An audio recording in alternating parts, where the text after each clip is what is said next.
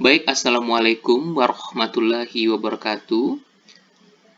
Pada kesempatan kali ini, Bapak akan masih melanjutkan kegiatan pembelajaran 2 tentang distribusi peluang binomial, ya. Nah, nanti Bapak akan jelaskan kembali bagaimana menggunakan distribusi peluang binomial itu sendiri. Baik, langsung saja. Di sini ada tujuan pembelajaran, nanti kalian bisa baca sendiri juga di modul yang pernah Pak bagikan. Kemudian, yang seterusnya adalah uraian materi. Yang pertama, distribusi binomial, variabel acak binomial. Nah, perhatikan di sini. Variabel acak binomial merupakan variabel acak yang nilai-nilai ditentukan oleh hasil percobaan binomial. Beberapa syarat pada percobaan binomial sebagai berikut. Nah, ini adalah syarat-syaratnya ya, baru dikatakan dia itu termasuk ke dalam variabel acak binomial. Yang pertama, yaitu percobaan dilakukan berulang-ulang. Nah, ada kata berulang-ulang, jadi percobaannya itu secara berulang ya. Kemudian percobaan bersifat saling bebas atau dengan pengembalian. Nah, di sini ada kata dengan pengembalian, itu kata kuncinya. Biasanya, hal tersebut ada di soal. Hasil percobaan yang satu tidak mempengaruhi hasil percobaan yang lain. Yang ketiga, setiap percobaan memiliki dua macam kejadian, yaitu kejadian yang diharapkan sukses, nah ada kata sukses, dan ada kejadian yang disebut sebagai gagal. Jadi kalau ada sukses, pasti ada gagal, atau sebaliknya. Kemudian yang terakhir, peluang setiap kejadian tetap dalam setiap percobaan. Nah, ini adalah syarat pada percobaan binomial. Baik, kita lanjutkan. Percobaan binomial dapat diamati melalui percobaan pelambungan uang logam. Sebagai contoh, misalnya, nah, dapat diamati melalui percobaan pelambungan uang logam. Tidak selalu uang logam, bisa saja dadu dan seterusnya. Sebagai contoh, misalnya, Raka melambungkan sekeping uang logam sebanyak 3 kali. Pada setiap pelemparan dilakukan pencatatan terhadap sisi angka. Percobaan ini merupakan percobaan binomial dengan alasan sebagai berikut. Percobaan dilakukan secara berulang. Ya, karena dia melambungkan sekeping uang logam sebanyak 3 kali lambung. Berarti berulang dong. Sekali, 2 kali, dan 3 kali. Percobaannya saling bebas. Ya, karena kita nggak tahu nih, yang bakal keluar itu sisi angka saja atau angkanya berapa gitu kan nggak tahu. Percobaan memiliki dua macam kejadian. Ini kejadian ya, yaitu keluar sisi angka atau keluar sisi gambar. Ya, karena sebuah uang logam pastikan memiliki sisi hanya angka atau gambar. Nah, dari sisi angka gambar ini kita nggak tahu yang mana yang bakal keluar. Kita hanya bisa memprediksinya saja. Karena uang logam dilampungkan lagi, maka peluang sisi angka dalam setiap percobaan selalu sama, yaitu 1/2. Ya. Nah, lanjut ke sini. Distribusi peluang binomial yang bagian ke A-nya yaitu fungsi distribusi binomial. Langsung saja, misalkan P, lihat di sini, misalkan P menyatakan peluang kejadian sukses dan Q menyatakan peluang kejadian gagal, maka hasil dari peluang kejadian tersebut adalah P ditambah Q sama dengan 1. Nah, ini adalah rumusnya ya. Jadi apabila dia itu sukses, pasti kan gagal. Nah, untuk mencari gagalnya itu berarti nanti misalnya Q itu gagal ya. Q-nya gagal. Berarti sama dengan ini ya, sama dengan 1 kita kurangkan dengan P. Nah, gitu ya, dengan P. Karena ketika kita pindah ruaskan kan jadi negatif gitu ataupun sebaliknya. Nah, gitu ya. Sekarang peluang nilai-nilai variabel acak binomial dapat disusun dalam bentuk tabel atau grafik. Nah, ini adalah secara umum rumus peluang binomial X kejadiannya. Fx sama dengan B, X, N, P sama dengan C. C ini adalah kombinasi Nx dikali P pangkat X. P itu adalah kesuksesan, peluang sukses. Di sini ada sukses, ya. Kemudian Q itu gagal, pangkatnya lihat. Nah, ini ada rumus umumnya. Sekarang kita perhatikan contoh, langsung ke contoh. Regia melakukan latihan tendangan penalti sebanyak 3 kali. Nah, katanya sebanyak 3 kali, berarti kan secara berulang. Udah pasti dia itu merupakan percobaan binomial. Peluang sukses melakukan tendangan sebesar 4/5. suksesnya adalah 4/5, gitu ya. Tentukan peluang Regia mencetak tepat 2 gol saja. Nah, di sini kalian harus cari peluang sukses dan gagal dulu. Peluang suksesnya mencetak gol ada 4/5. Kalau gagal, berarti gagalnya 1 dikurang 4/5, yaitu 1/5, gitu ya, gampang. Atau sebaliknya, kalau misalnya gagalnya 4/5, ditanya suksesnya berapa? Ya sama, 1 dikurang 4/5. Yang penting 1 dikurang dengan gagal atau suksesnya, gitu ya.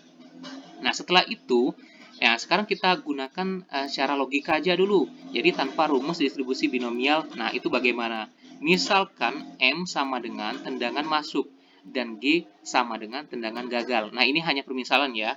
M dan G itu hanya permisalan saja. Nah, sekarang perhatikan di sini. Tepat mencetak 2 gol. Oke, karena tadi katanya tendangan penalti itu sebanyak 3 kali saja, berarti kemungkinan dari ketiga kali itu bisa saja masuk masuk gagal atau masuk gagal masuk atau gagal masuk masuk. Jadi yang penting kalian tuh tahu berapa kali masuk. Masuknya kan katanya 2.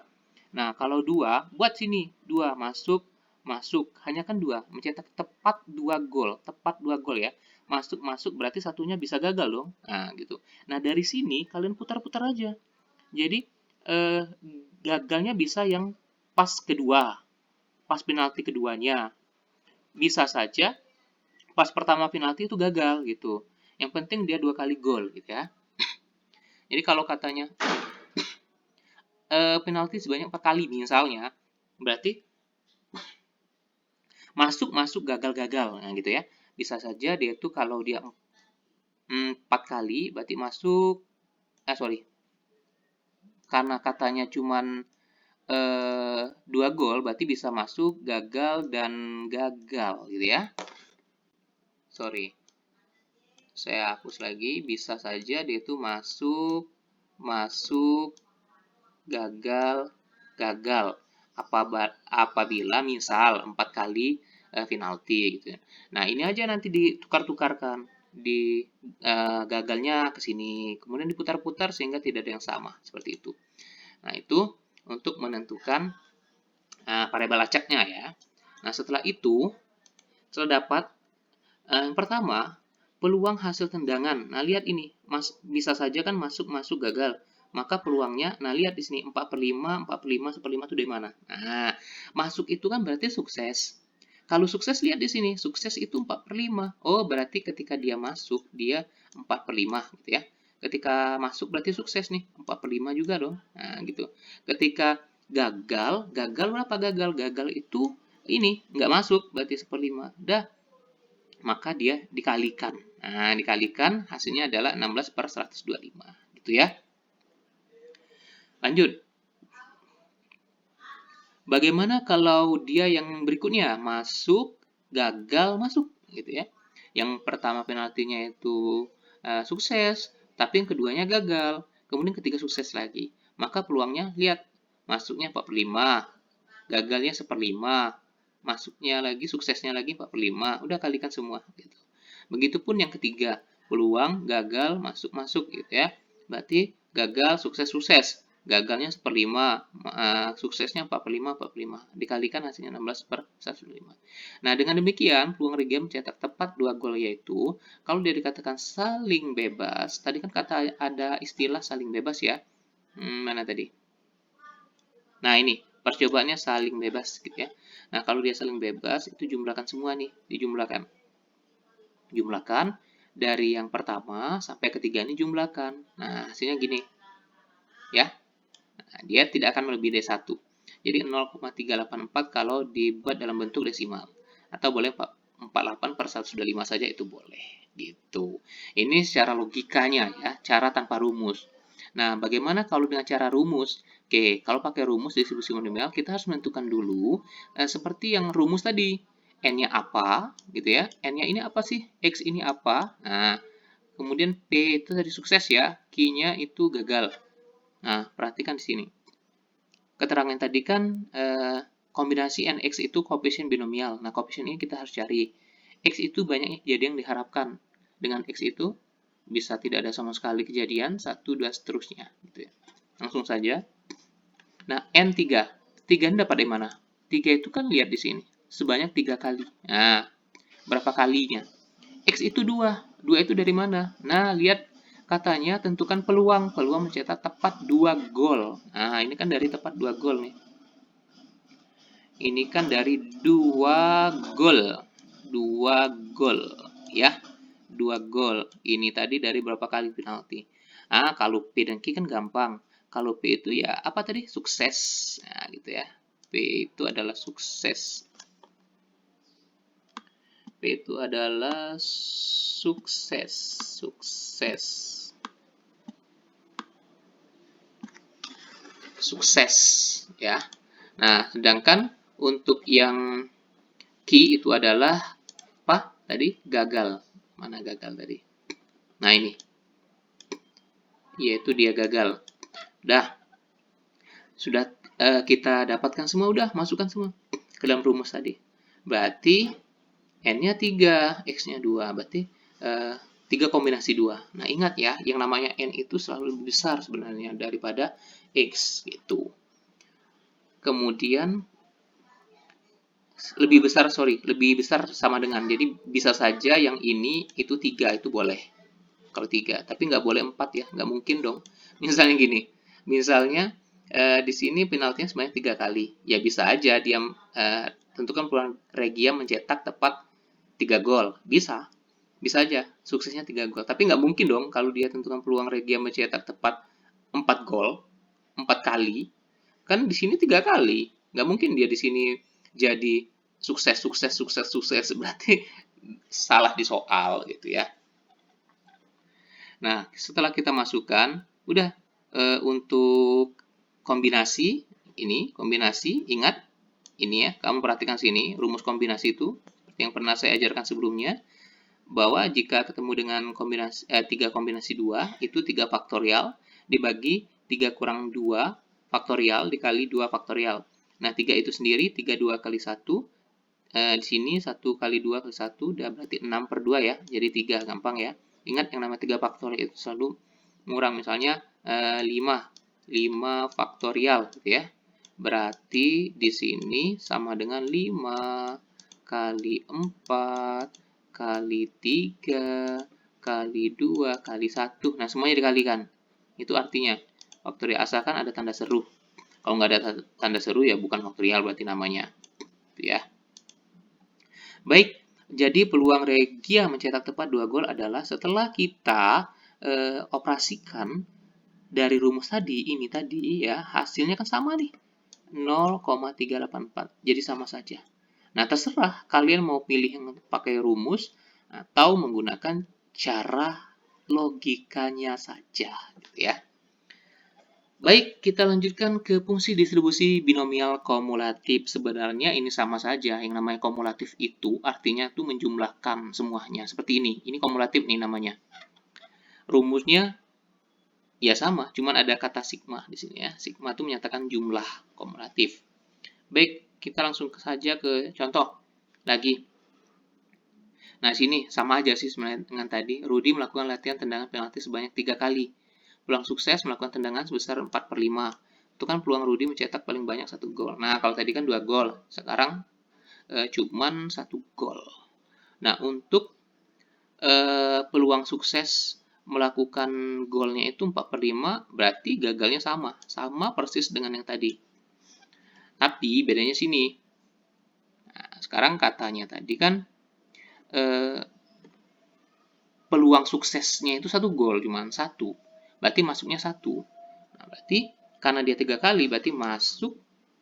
Bisa saja pertama tuh masuk, tapi gagal yang berikutnya. Sampai 3 ya. Nah, ini aja dibalikan.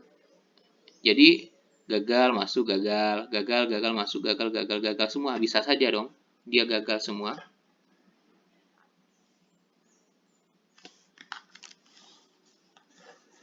Gitu. Nah, sekarang bagaimana cara menghitungnya gitu ya. menghitungnya peluang hasil tendangan ketika dia masuk gagal-gagal, ya ambil aja masuk tadi 45, gagal-gagal berarti 1/5 kalikan semuanya. Nah, begitupun untuk seterusnya ya. Kalau dia gagal-gagal semua ya bisa berarti 1/5, 1/5, 1/5. 1/5 ngambil dia gagal ya. Berarti gagal semua dia. Dari 1/125. Nah, semuanya ini kalian jumlahkan. Jumlahkan hasilnya ini. 0,104. Jadi dia tuh masih desimal antara 0 sampai 1 ya, 0, begitu.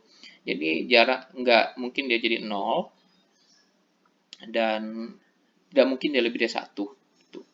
Nah, satu lagi untuk bentuk pecahan ini selalu positif ya, nggak pernah negatif. Yang namanya peluang itu nggak ada nilai negatif, selalu positif.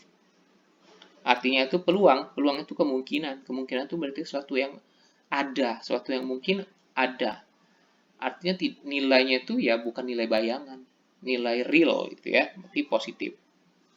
Dengan rumus distribusi binomial sama saja dengan yang di atas tadi, hasilnya juga kalau dilihat di sini adalah sama, yaitu 0,104. Nah, jadi mudah kan ketika kalian memahami secara perlahan dan jangan lupa untuk mengingat aturan pangkatnya.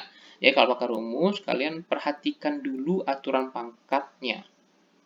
Aturan pangkat yang seperti ini. Nah, ya. Ingat, di sini adalah peluang sukses. Ya, suksesnya. Kemudian, kalau mencetak 0 gol. 1 gol atau 0 gol. Karena dapat mencetak paling banyak 1 gol, artinya bisa 1 gol atau 0 gol gitu ya. Nah, dari soal ini tentu kalian sudah mulai memahami cara menggunakannya. Intinya yang namanya distribusi peluang binomial syaratnya harus berulang-ulang dan biasanya dia tuh mencakup luas.